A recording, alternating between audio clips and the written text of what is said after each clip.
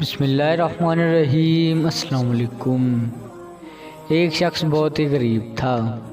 اس نے اپنے بیوی سے مشورہ کیا کہ ایک رئیس آدمی کے ہاں غلامی کی جائے۔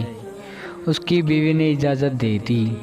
اس کی بیوی نے ابھی پہلا بیٹا ہی نہیں پیدا کیا تھا کہ اپنے بیوی کو بڑی جوانی میں چھوڑ کر غلامی میں چلا گیا تاکہ آنے والے بچوں کا بہتر مستقبل بن جائے۔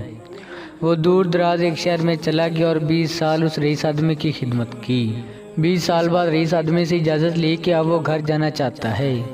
رئیس آدمی سخی بھی تھا۔ اس نے بہت ساری بکریاں، گائیں، بھینس اور اونٹ دیے اور امیر اور مالا مال بنا کر واپس بھیجا۔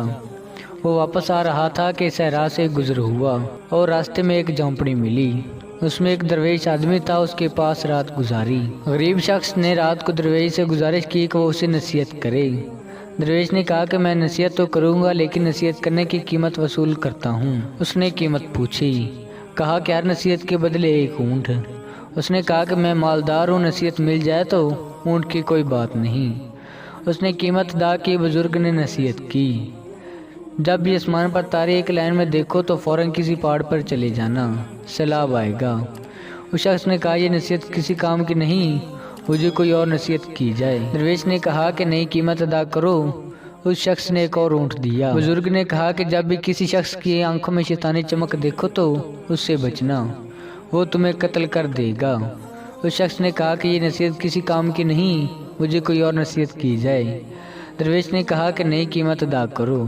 اس شخص نے ایک اور اونٹ دیا۔ بزرگ نے پھر نصیحت کی کہ رات کو پچھتا کر سو جانا لیکن کبھی کسی انسان کو قتل نہ کرنا۔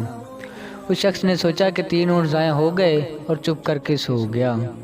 صبح وہ چل دیا۔ سفر لمبا ہونے اور کئی دن کا سفر ہونے کی وجہ سے وہ 3 نصیحتیں بھول گیا۔ وہ ایک رات ایک گاؤں میں پہنچتا ہے۔ رات کو جب وہ سونے لگتا ہے تو آسمانوں پر دیکھتا ہے کہ تمام ستارے ایک لائن میں آ گئے ہیں۔ اس کو درویش کی نصیحت یاد آ جاتی ہے۔ وہ شور مچاتا ہے، گاؤں والوں پہاڑ پر چلو، سیلاب آنے والا ہے۔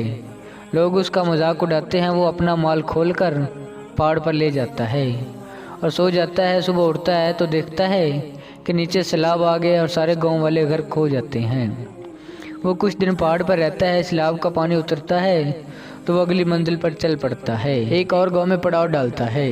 ایک شخص کے گھر قیام کرتا ہے جو کہ باتیں کرنے کا بہت ہی اچھا معلوم ہوتا ہے، لیکن اس کی آنکھوں میں وہی شیطانی چمک دیکھ کر چونک جاتا ہے۔ بزرگ کی نصیحت اسے یاد آ جاتی ہے۔ رات کو وہ اسی کشمکش میں اسے نیند نہیں آتی۔ وہ اٹھ کر بستر کو اس انداز سے پھیلا دیا کہ معلوم ہوتا تھا کہ کوئی سویا ہوا ہے۔ وہ آدمی آیا۔ اس کے ہاتھ میں خنجر دیکھ کر وہ پریشان ہوا۔ وہ آیا اور بستر پر خنجر مارنا شروع کر دیا۔ یہ آیا اور اس کو پیچھے سے پکڑ کر مارنا شروع کر دیا۔ اسے باندھ دیا، پولیس کو بلایا اور اس کو پولیس کے حوالے کر دیا۔ آخرکار وہ رات کو اپنے گاؤں میں پہنچتا ہے اور اپنے گھر کے پاس پہنچ کر دیکھتا ہے کہ گھر میں اس کی بیوی کسی کڑیل نوجوان کے ساتھ والی چارپائی پر سوئی ہوئی ہے۔ اس شخص کو غصہ آیا اور دل میں خیال آیا کہ میں اس نوجوان کو قتل کر دوں۔ جیسے وہ ارادہ کرتا ہے اسی درویش کی بات یاد آ جاتی ہے کہ کبھی بھی قتل کر کے نہ سونا، پچھتا کر سو جانا۔ وہ سوچتا ہے کہ پہلے بھی نصیحت کام کر گئی، دوسری نصیحت نے بھی کام کیا، لہذا وہ گاؤں سے باہر آ جاتا ہے۔ صبح ہوئی، اس کے دل میں خیال آیا کہ گاؤں والوں سے اپنا حال دریافت کروں۔ جیسے ہی گاؤں میں جاتا ہے اپنے بارے میں دریافت کرتا ہے۔ گاؤں والے بتاتے ہیں کہ وہ شخص بہت ہی غریب تھا اور برسوں پہلے روزی روٹی کے لیے چلا گیا۔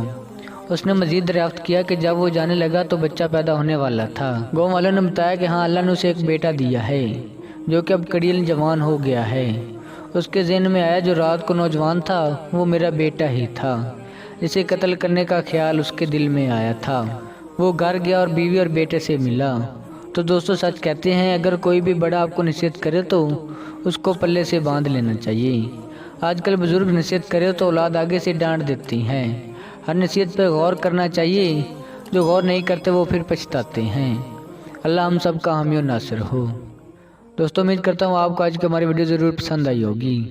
ویڈیو پسند آنے کی صورت میں ویڈیو کو لائک کریں، ہمارے چینل کو سبسکرائب بھی کریں۔ اب ملتے ہیں نیکسٹ ویڈیو میں، تب تک کے لیے اللہ حافظ۔